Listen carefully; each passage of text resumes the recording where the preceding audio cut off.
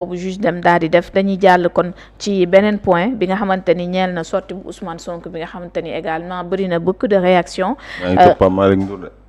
dinañ ci ñëw donc sortie bu Ousmane Sonko bi réaction Abdoul Mbow bi ak ñeneen ña ca wax. waaw Abdou Mbow dafa becc ab bataaxal démb Abdou Mbow député. dafa becc bataaxal démb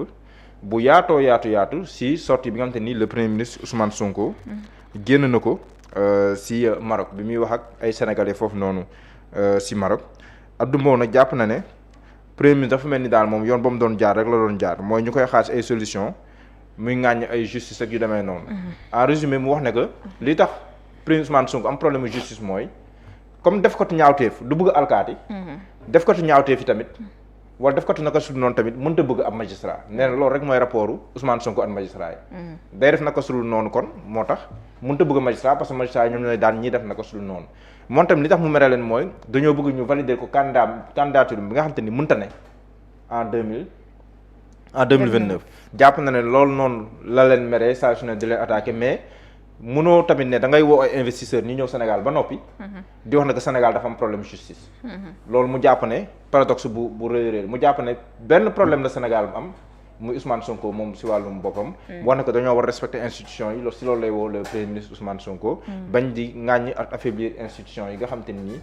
moom moo tax tey jii ñoom ñu agsi fii nii. alors Birama dégg nañu bu mu ko waxee ba léegi nag nit ñaa ngi ciy commenté Abdoul Mbow donc lim ci wax Ousmane Sonko meram gi mooy dafa bëgg àttekat yi valideel ko candidature am bi mu jàpp ni moom mbir yi taq na suuf pour 2029. Rien à dire sur ça. J'ai aucune idée là-dessus. J'ai aucune idée là-dessus. def ko tu ñaawteef mooy bañ waa justice j'ai aucune idée là-dessus. Sincèrement j'ai aucun commentaire à faire là-dessus. donc Birama commenté wu ko donc mu xamee noo jaay. dina ma laaj lu ma xam laa wax lu ma xam. waaw sa plein droit la de. aw ma ci dara. aw ma dara ci li mu wax. Mouhamed. waaw man am naa lu bari lu ma si war a wax. ci loolu loo ci xalaat kon ñaata temps nga ma may. jox naa la temps wu Birama. ak sama temps ma boole ko xibile ko mais en fait. man li ma gën a marqué si lettre am mooy ni mu ko signé d'abord mooy Abdou Mbow député point xam nga loolu boo ko dugalee si contexte bi ak ndogal yi nga xam te ni moom le président parti APR. génne. loolu noonu c'est révélateur. parce que xam nga moom dafa bokkoon ci porte-parole il était le porte-parole adjoint du parti APR. tey jii nii boo xoolee il n'est même pas cité ci nomination moom moo am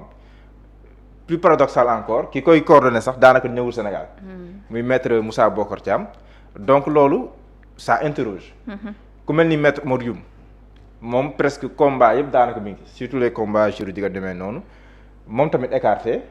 si contexte bii nii bu écarté Abdou Mbow écarté ku mel ni maître Oumar Youm. écarté waale aussi ñu bëree bëri. des questions se posent. lan moo xew biir parti APR Thérèse aussi écarté Thérèse Faye moom ñu ràññee ko yaa ko ràññee si côté président Macky Sall bii nekk opposition ba ñuy ñëw au pouvoir donc contexte boobu day poser ay questions yu bëree bëri donc bu Abdou Mbow signé. Abdou Mbow député Abdou Mbow point amul responsable APR amul porte-parole adjoint APR amul nangam loolu day wone day révéler benn distance boo xam ne nii tàmmali naa am diggante Abdou Mbow ak le parti APR or Abdou Mbow bépp ndombal tànk bu mu mës am si wàllum politique député ak yooyu noonu yëpp APR la xamee donc loolu pour man day révéler benn malaise boo xam ne nii am na diggante Abdou Mbow ak le parti APR rawatina si contexte boo xam ne dañ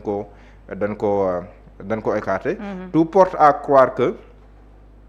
ñenn ñi tam ñun si boole te ñoo xam ne nii aussi ku su mel ni Abdoulaye Daouda Diallo ñëpp xam ne taxawaayam Abdoulaye Daouda Diallo moom daanaka si seen politique bi les quasi voilà te ñoo ñëpp ñun namewaat leen donc il y a des questions yoo xam ne ni biir APR ak nomination yoo xam ne nii ça interroge beaucoup est-ce que nekkul daa am ku ñu bëgg a xàllal yoon au cas où président Macky Sall fi nekkul est-ce que mën neen jàpp ne la piste Mansour Faye elle est sérieuse parce que boo xoolee ñu bari ñun écarté soit neexoo ñu ak Mansour Faye directement soit ay nit la ñu mën a def obstacle Mansour Faye si biir parti bi loolu moom képp ku am seetlu di nga ko xam loolu noonu piste la léegi beneen mbir bi nga xam te ni aussi wax na ko si il est fidèle à sa conduite moom fu premier ministre Ousmane Sonko jëndee moom dafay tontu en tant qu'opposant aussi lu ñu soxla la donc Pape Djibril Fall sax tamit moom tamit réagir na. oui démb gis nañu moom nee na UMS tamit dafa war a réagir par rapport ak li nga xam ne moom moo xew mais xam nga man dama jàpp rek un premier ministre aussi wala un politique qui parle des problèmes de la justice comme ni mu jàppee noonu lay waxee des problèmes du système les problèmes de l'éducation le problème nangam pour man amul problème en soi. léegi nag qu'on lui reproche d'attaquer certains magistrats parce que dafa jàpp ne seen doxalin. ak wàllum yoon tey na xel mais c'est pas parce qu'on attaque certains magistrats qu'on attaque la justice. oui loolu tamit question la même bu nekkee aussi sur les attaques am na si yoo xam ne ni mën nga d'accord mën nga bañ a d'accord yenn saa yi sax mën nga si gis ay paradoxe Ousmane Sonko qui te dit parfois il faut mettre la pression sur la justice même Ousmane Sonko boobu mooy ñëw dem journée bi ñuy célébrer les martyrs wax leen ne ko non am na yoo xam ne nii dafay jël temps dafay yàgg fee yaa ngi wax ne mettre la pression sur la justice fii yaa ngi naan am na yoo xam ne dafa war a jël temps maanaam est-ce que doo rectifier est-ce que c'est pas Diomaye qui disait qu'on devait mettre la pression sur les magistrats Ousmane Sonko demul Assemblée nationale ne dañoo war a mettre la pression sur la justice parce que la justice elle est rendue au nom du peuple waxu ko après parce que après Bassirou Diomaye Faye ñëwaat ci même dëggal ko noonu la demee wala demeewul noonu noonu la demee de bira léegi Ousmane Sonko mi la waxoon il faut mettre la pression sur la justice mais Ousmane Sonko moom moo ñu àndal juste day jël temps xam nga après paradoxe quoi xam nga dem maa ngi naan Ousmane am na lu mu dund ak justice ñëpp xam nañ ko te ñëpp ñaawlu nañ ko jamono ji nga ko waree ñaawlu mais gis nga boo jëlul recul par rapport ak yow li nga dund si wàllum justice pour nga mën a apprécier la justice globalement dafay nekk jafe-jafe parce que même moom il parle de certains magistrats donc pas tous les magistrats donc certains magistrats buñ si mënee seen acte ñoom ñu war see juger la justice de manière générale loolu dafay jur problème moo tax boo jëlul recul par rapport li nga dund ak wàllum justice jafe-jafe yu lépp parce que quand Ousmane Sonko parle de la Cour suprême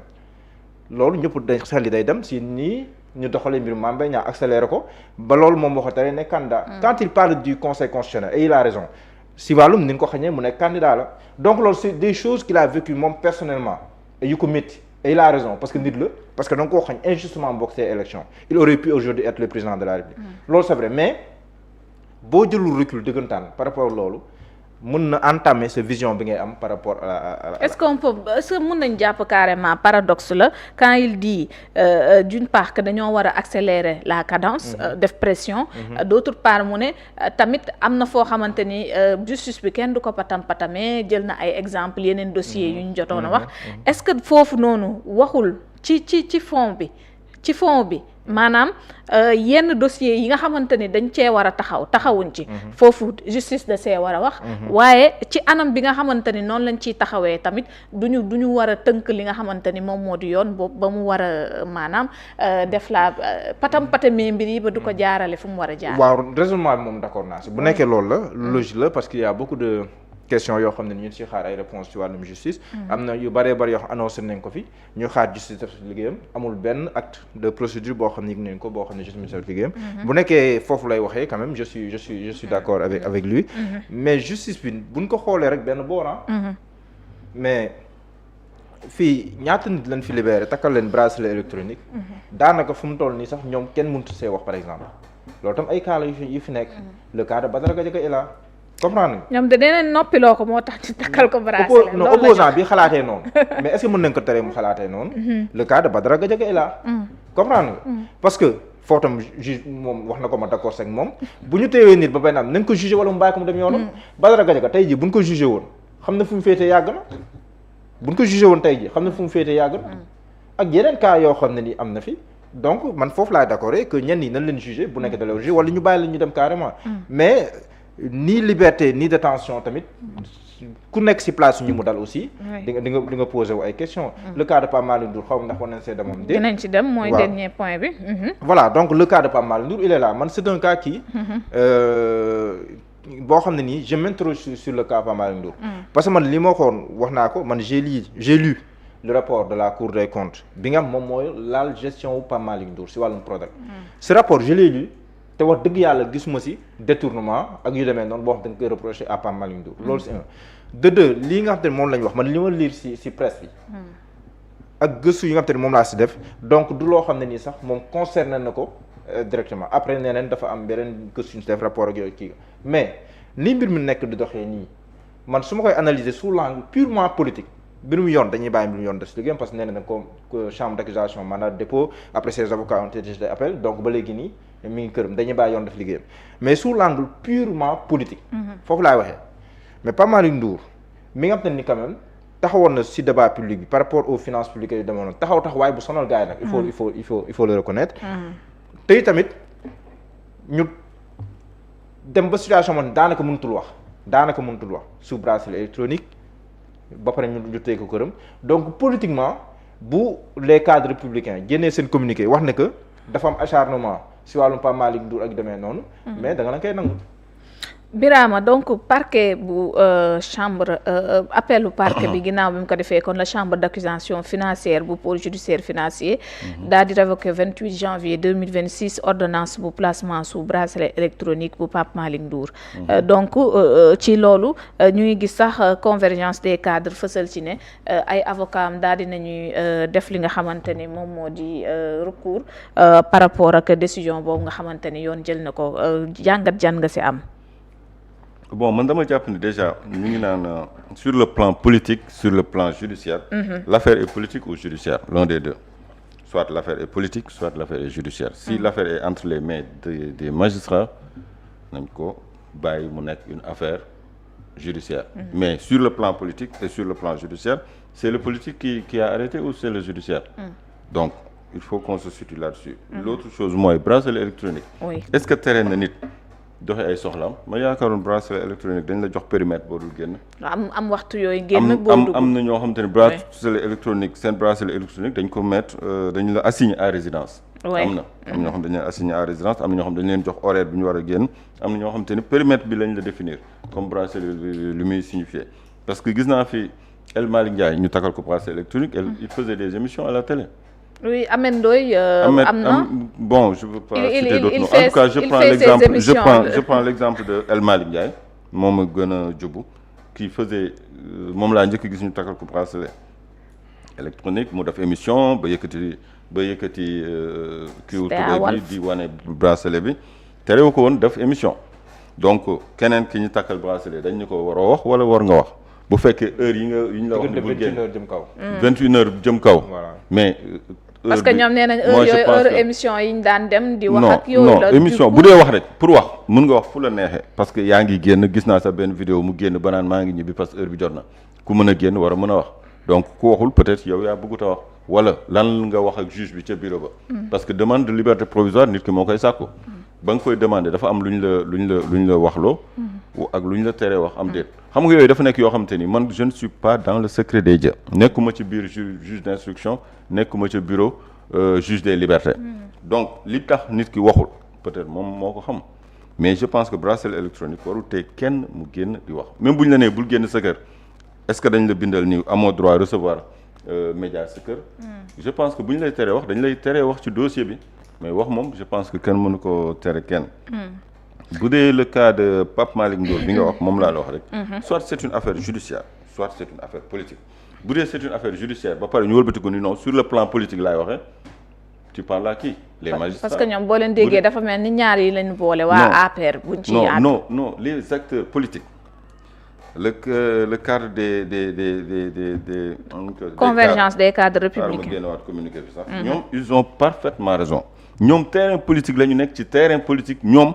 lu ci waay wax lu ci waay def dañuy jàpp ni politique képp a tax da nga ñoo ragal da nga ko bëgg a neutraliser dañ ko bëgg a noppiloo loolu acteurs politiques yi tàmm nañu vocabulaire boobu ci ñoom et c'est de bonne guerre lire naa seen communiqué bi ñoom ni ñu waxee mënuñu waxee neneen nu dul noonu fan lañ ko waxee seen siège fan lañ ko bindee seen siège ñoom dañu nekk ci terrain politique mais yow bu fekkee yow nekkoo ci terrain politique bokkoo ci parti bi juge yi ñoo jël ay décisions soit la justice est sous commande wala la justice elle est libre ñaar yooyu rek ko mën a nekk soo nangoo ni la justice elle est libre kenn nekkul di ko commander ndax ki ñu yaakaaroon ni moo koy commander moom mooy génn di wax li ko naqari ci justice ba ñu wax naan dafay tuutal magistrat yi dafay def offense na UMS génn. léegi finalement dafa nekk benn méli-mélo jaxase mélange. dafa jaxasoo daal non booy déglu ma Samba ak ma Demba yow yaay jaxasoo. mais boo nekkee sa logique mënoo jaxasoo. soit la justice elle est entre les mains des juges des magistrats soit c'est le politique qui dicte les règles du jeu. léegi nag bu dee nit ki ci lañ ko téye wàllum justice la moo épinglé jox rapport bi justice pôle judiciaire financier ni lii laa ci bëgg ak lii ak lii. ñu bàyyi ko mu ñibbi takkal ko wëlbati ko waat ni ko léegi procureur bi ni non loolu damay interjeter appel ci bracelet bi parce que mandat de dépôt la sollicité avocat yi dugal recours ba léegi ñu ngi ci terrain judiciaire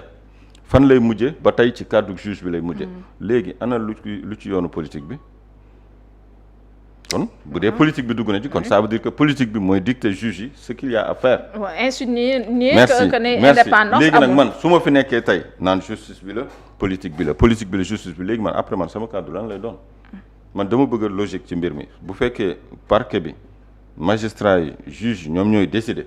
fan la ñu teg seen décision comme que ñoom du ñu mës a génn jox ma ni ma fii laa ko teg ak fee ils n'ont pas de compte à me donner.